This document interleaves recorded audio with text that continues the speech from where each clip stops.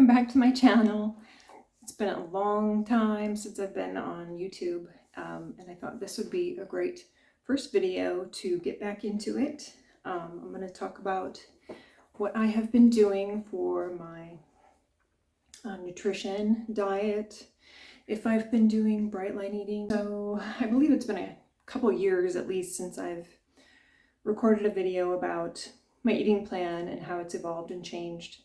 And really, I feel like it's been almost 4 to 5 years since I've really done bright light eating more on a strict basis.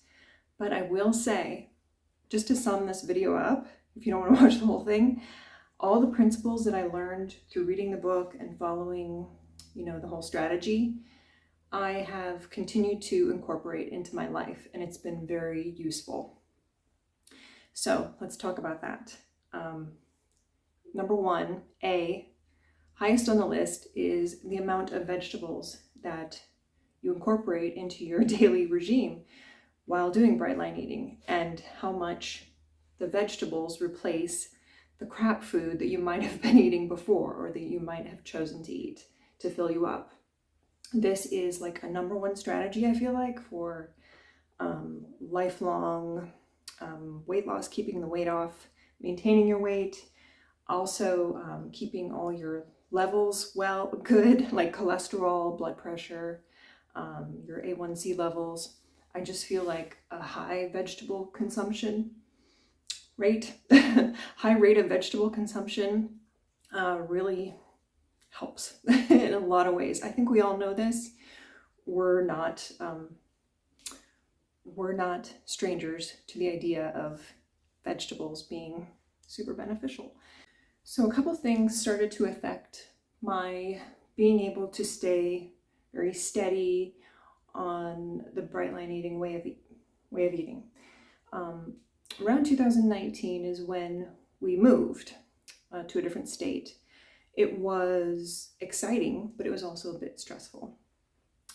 Then, as we all know, something happened in 2020, which was a little stressful for all of us. And additionally, I had some other personal things happen. So it was quite a stressful year. Then some of the eating went off the rails that year. I don't know what to say about that, but I don't feel like I was eating terribly, but I feel like I'm always the kind of person who has to be very watchful and careful about what I put in my body because of my autoimmune disease, Hashimoto's, and what could come of that. A lot of people who have autoimmune diseases get another one or have to be careful about my diet. Always been a bigger framed person, just naturally, bigger bones. Always been pretty muscly ever since high school and doing high school sports. We were encouraged and made to lift weights, so I've always had muscle since my teens. And I've worked out pretty much my whole life, so I haven't really let go of the muscle or anything like that. I mean, some of it I'm sure has turned to that. So let's just get into what I've been eating lately to be more, I don't want to say strict, but more rigorous about my health, especially in this stage of perimenopause and not wanting to see the weight creep worsen, wanting to be able to fit into the clothes I've bought now that are one size up from before, like 5 years ago. Wanting to be able to stay in those clothes, not get any larger, and just be healthy, honestly. My greatest prayer and hope and wish for everyone else and myself is good health, because you don't know what you have until it's gone, honestly. And there are so many worse things that could be wrong with me, so I'm very thankful for my health, but I want to keep it that way if I can. It's not like my singular focus, but it is something that I can do. I have some control over every day. So every day I'm incorporating healthy habits, like a lot of vegetables, and eating organically whenever I can, whenever I can afford to. Walking, getting plenty of exercise, and lifting weights. So for mornings, I have started doing a protein shake.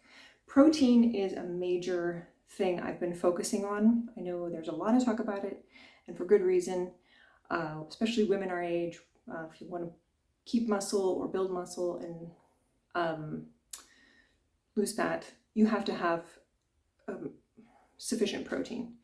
So over 100 grams is my goal every day. 120 or more would be better for someone my size and weight.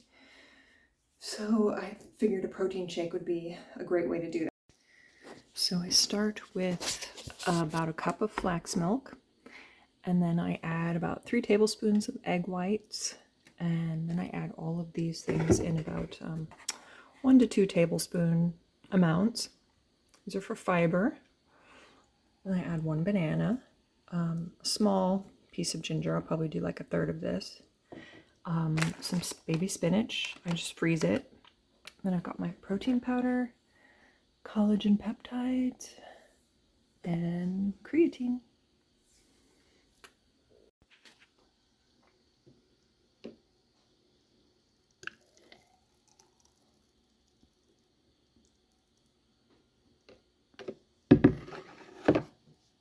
And there are a couple of people that I follow along with Bright Lining that followed for a long time. One of them is JJ Virgin. The other one is Mark Hyman and Dr. Alan Christensen, who's actually a is he a naturopathic? Functional medicine endocrinologist. So I've bought a couple of books of Alan Christensen's just in the last 4 months, the Metabolism Reset Diet and the Thyroid Reset Diet. And both of these kind of have the same outline, except this one you would do 2 protein shakes a day and then 1 meal, plus extra food if you need it, like vegetable food, you know, broths, that kind of thing. And this you would only do for 28 days. I haven't done it yet. I'm kind of waiting for things to regulate with other levels, my thyroid, my hormones, but protein shake was just an easy way for me to eat breakfast. I got tired of thinking about what I was going to eat for breakfast and if it was healthy. I think I started to notice that grains in the morning made me sluggish and kind of feel bloated, like I was having oatmeal in the morning, like I used to do with Bright Line eating. And I think just as my body's changing with hormonal things, having the protein shake, although it does have probably plenty of carbs in it, it's more protein rich, less carb heavy. So I have a protein shake. I will show you what I put in it. I have this every day now for, I don't know, probably 6 months now. Did I think it was going to be kind of a magic bullet for losing maybe 5 pounds? Yes. Was it? No. Has it made me feel better? I think so. Is it easier? Yes, because you don't have to think about it. You just have the same thing every day. And when I traveled recently for Christmas, I just took packets, like Ziplocs, of all the dry ingredients. And then when I got to my destination, all I had to do was buy a little bit of almond milk and spinach. And I just put ice in it and had my protein smoothie. So that was easier than worrying about breakfast every day. Okay, now for lunch and dinner, I will usually have about the same thing. I don't mean the same foods, but the same composition of my plate. And usually I work out between breakfast and lunch. So usually I have breakfast, wait an hour or 2, work out, and then have lunch after that, after I take a shower. I always have protein, and it's usually animal protein. So I'll have chicken, beef, pork, whatever. I've been trying to cut back a little bit on egg yolks for the thyroid reset diet because they're high in iodine. So egg whites are fine, lots of egg whites. But usually I have at least 4 ounces of animal protein, and then I will have lots of raw vegetables for lunch. Actually, that's pretty much the only difference between dinner and lunch is at lunch I have raw vegetables, and at dinner I have cooked. So I like to always have jicama, baby carrots, sugar snap peas, baby cucumbers or regular cucumbers, and celery once in a while if I'm not so lazy to wash it and cut it. Yeah. So, And then for fat and carb, sometimes I'll have like a little serving of quinoa or a little tiny bit of sweet potato at lunch, and then I'll have maybe some almonds or half of an avocado. I'm not afraid of good fats. Then I have been having a like a protein bar. I found a couple brands that I like, and I'll show you those. I'll insert pictures of those. They are probably not the most healthy. They're definitely not sugar-free. I mean, they probably contain pretty high amounts of sugar. But unless I'm eating lunch really late, I usually get hungry between lunch and dinner. And I'm not too disappointed in myself for having one protein bar or something like that. Not a big deal to me. I may have like a grass-fed beef stick too. I don't feel like that's too terrible.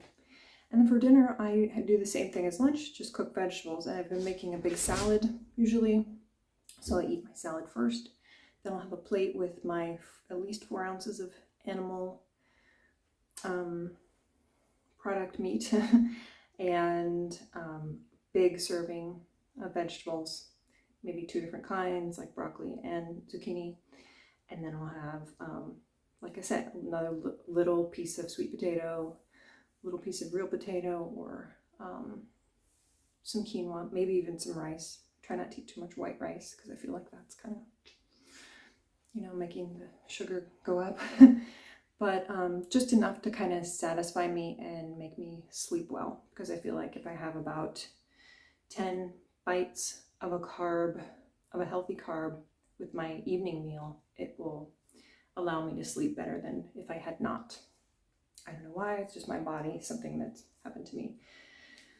So that's what I've been eating every day. And as far as snacking after dinner, I always have a cup of peppermint tea after dinner. It really helps with cravings, and it's delightful for digestion and the taste in your mouth and everything like that. And then I try not to eat anymore. Am I always perfect about that? No. Hence, a pound here or there, which is not desired. But usually I'm not eating after dinner, which is pretty much after 7 o'clock, and I go to bed about 10. So that is what I eat. If I do have a snack, it's usually like, I do have like a piece of dark chocolate, like 85% dark chocolate. And I have found some other snacks I like at Costco that are gluten-free, like these little quinoa crisps. So I might have like 2 of those. So I'm not avoiding sugar altogether. It's just in a much lower rate than maybe the average American or someone who would, eat flour products like gluten. I am gluten-free. I've been gluten-free since 2017, and I started being pretty much dairy-free this year because I just couldn't tolerate it anymore. It gave me digestive issues, so I can now really only eat small amounts of like Parmesan cheese or something like that. Small amounts. That's my dog, sorry. And if I do want to have like pizza, I have found one that is gluten and dairy free, but it's pretty much tastes like cardboard. Sorry. It pretty much tastes like cardboard, and well, that's about it about that. So, I mean, I don't eat any ice cream. I haven't done that for years because of the just the dairy. I think the dairy combined with the sugar just doesn't agree with me. That's what I've been eating. That's what I've been doing. My workouts are 3 to 4 times a week. It's like every other day. I'll work out with weights. I've just been doing it at home still since the pandemic. I've still been working out at home. I probably should go to the gym now. But I'm starting to see a little bit better muscle retention through supplements and hormone. I'm not like on hormone replacement full bore, but some hormone replacement, which I've had to start in the last 6 months. If you have any questions, please feel free to leave comments. I hope this helped. I will take some pictures of my food in the next couple of days so that I can, show you examples of my plate. I'm not perfect, and I've kind of come to grips with the fact that I'm not going to be, I'm not going to look like I did when I was 26 before I had a kid, before I had a baby, and I'm okay with that. I just want to be the best version of myself I can be at this age and feel good. Like I said, feel healthy. So I hope that was useful in any way possible, and I hope that I will see you next time on this channel, and we'll do more videos. I have some more ideas, but I have to, it's been a while since I've looked at my ideas on my phone that I have in my notes, so I have to get into those. All right, take care, and until the next time, bye.